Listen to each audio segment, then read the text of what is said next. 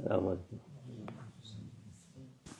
بسم اللہ الرحمن الرحیم والصلاة والسلام علی رسول محمد سید الاولین والآخرین.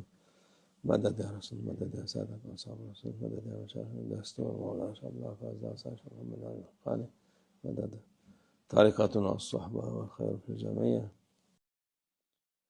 بسم اللہ الرحمن الرحیم. فقطی دابر القوم الذین ظلموا والحمد للہ رب العالمین. صدق اللہ العظیم. اللہ کا لاکھ لاکھ شکر ہے کیونکہ اللہ عز و جل نے ظالم اور سرکش لوگوں کو پیچھے دھکیل دیا ہے. اس پروردگار کا شکر اور تسبیح ہے. اللہ کی بارگاہ میں ہزاروں مرتبہ حمد و ثنا ہو. کافر ہمیشہ مسلمانوں پر حملہ ور رہتے ہیں اور سب سے بڑا دشمن شیطان ہے. شیطان کے ساتھ مل کر مسلمانوں سے ان کی دشمنی مستقل ہے، مگر جیت ہمیشہ اللہ عز و جل کی ہی ہوتی ہے. اللہ عز و جل فرماتا ہے کہ اس نے ان کی جڑیں کاٹ ڈالیں. ان کے پاس ذرا سی بھی حقیقی طاقت موجود نہیں ہے. وہ چاہے جتنی بھی جد و جہد کر لیں، اللہ ہمیں ان کے شر سے محفوظ رکھے. بے شک شیطان ہر قسم کے فریب، دھوکے اور برائی کو اپنا حق سمجھتا ہے. اسے دوسروں کی کوئی پرواہ نہیں ہوتی. وہ تو بس کسی بھی حال میں اپنی سلطنت قائم کرنا چاہتا ہے. لہٰذا اس مقصد کو پانے کے لیے اس کی نظروں میں ہر جائز ناجائز ہتھ کنڈا جائز ہے. اسی لیے اللہ ہمیں ان کے فتنوں سے بچائے. اس روحانی راستے پر چلنے والے مسافر کو ایک مضبوط دروازے کی ضرورت ہے، یعنی ایک پختہ ایمان اور کامل یقین کی، تاکہ اللہ اسے شیطان اور برے لوگوں کے شر سے محفوظ رکھ سکے. اللہ کا شکر ہے کئی سال پہلے ہماری پوری قوم پر ایک نہایت سخت اور سنگین واقعہ آن پڑا تھا، لیکن اللہ کا کرم ہوا کہ اللہ کا حکم ہی غالب رہا. اللہ ہی ہمیشہ غالب رہنے والا ہے. لا غالبہ الا اللہ، یعنی اللہ کے سوا کوئی غالب نہیں. جو لوگ اس کے حکم کی مخالفت کرتے ہیں وہ آخرکار اپنی سزا پا کر رہتے ہیں. آج کے دن تک بہت سے لوگ ان کے پھیلائے ہوئے دھوکے کا شکار ہو چکے ہیں. اللہ ان سب کو عقل اور صحیح سمجھ عطا فرمائے. کاش وہ توبہ کر لیں اور بد عملیوں میں مصروف رہنا چھوڑ دیں، کیونکہ جب آپ برے کاموں میں مبتلا ہوتے ہیں تو ممکن ہے کہ اس دنیا میں آپ خود کو چھپا لیں اور پردہ ڈال دیں، لیکن آخرت میں آپ اپنی آنکھوں سے صاف صاف دیکھ لیں گے کہ وہ اعمال کتنے گھنونے تھے اور انہوں نے آپ کی روح کو کتنا بھاری نقصان پہنچایا.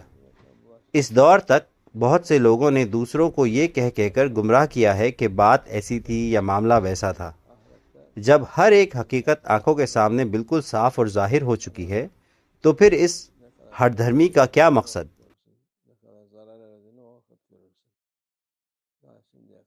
ضد اور ہٹ درمی ہی کفر کی سب سے بڑی علامت ہے. کافر نہایت ہی ضدی اور ہٹ درمی ہوتا ہے، یہاں تک کہ ابو جہل نے بھی جب وہ اپنی آخری سانسیں گن رہا تھا اور صحابہ اکرام اس کا سر قلم کرنے والے تھے، تب کہا تھا میں اچھی طرح جانتا ہوں کہ حق کیا ہے، لیکن اپنے تکبر اور ضد کی وجہ سے میں کبھی تمہاری اور محمد صلی اللہ علیہ وسلم کی پیروی نہیں کروں گا. یہ ہٹ دھرمی کفر کی خاصیت ہے.